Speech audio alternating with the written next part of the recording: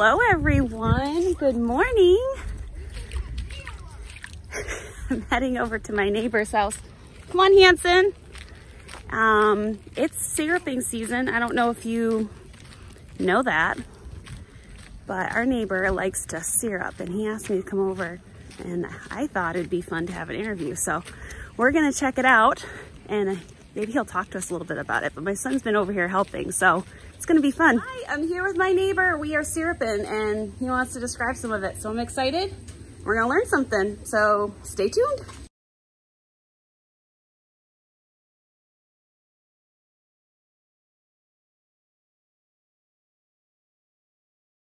Hi there, this is a beautiful afternoon in the state of Maine. We're doing a little boiling some sap, gonna make some maple syrup. I'll tell you about sap in a little bit, but today's temperature is 55 and the trees are running.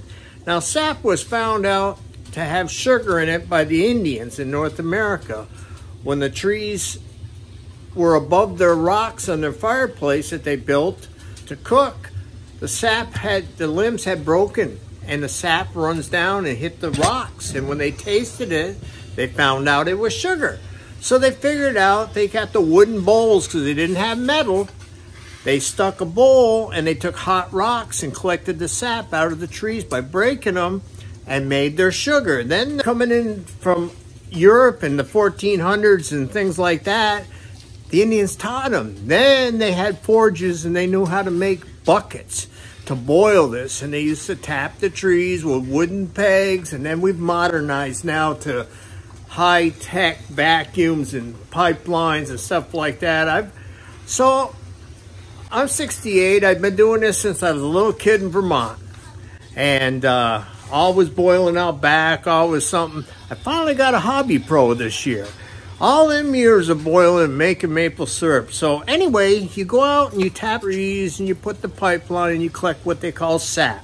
Sap has sugar contents, what the tree is asking for in the leaves and buds, so that these buds collect that stuff. So you drill a hole in the side of the tree, it's gonna go by it because it's got veins in the tree. And then the veins leak a little out, just like your veins when you got blood. They just leak a little out. So anyway, on this evaporator, we collected the sap, we put it in the evaporator, and we have a warming pan. Now this evaporator has 3 flues. It starts this way, goes this way, and it finishes syrup on the left. It's 219 degrees on this left when it gets to syrup. So you draw it off in a bucket, and when it drops down to 200 degrees, you shut it off and then let it keep boiling. And what this system is doing is taking the water out and leaving the sugar. So if you boil too much, you're gonna get burnt sugar just like any sugar. Now we have to fire this up. Now this gets really hot all the time. And this is the fire, and it's just full in there. And we just stir around a little sticks. Pine is good, everything's good. That's fantastic. Load it in there like that. Shut the door, don't burn yourself. And before I go, the big evaporators, this is 2 feet. The big ones are 17 feet long. They throw 4-foot long pieces of wood. The guys are in asbestos outfits because when they open a door, it's like 1,200 degrees. So this time of the year, I enjoyed it. I get addicted to it. I won't sleep for the next 2 weeks. I'll be boiling and working, boiling, working. And then my wife will divorce me. Sap turns into maple syrup by boiling the water out of the sap, leaving sugar. That's what makes maple syrup. Now, to get it, it takes 45 gallons of sap to make 1 gallon of syrup.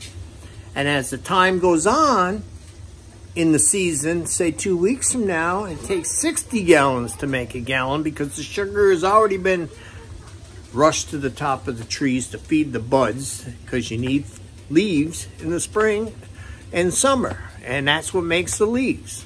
So just a little tidbit for you guys, all right, out there in the real world. All right, so here's another part of the process. We have the syrup in a giant tub in the back of the truck. I'll show you.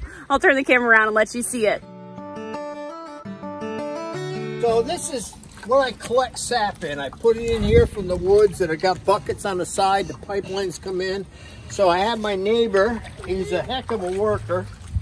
And he's going to hold that. And I'm going to turn this on. How do we come on this way, sweetie? And the sap, there it pours right in there. Wow. And we're going to take it up, put it in the back of the pan up there to warm it up and keep it flowing in the sugar process.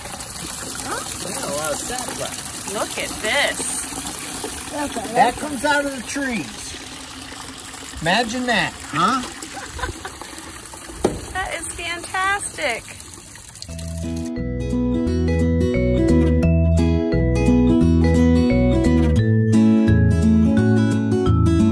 Okay. Anyway, we take the sap and we bring it up.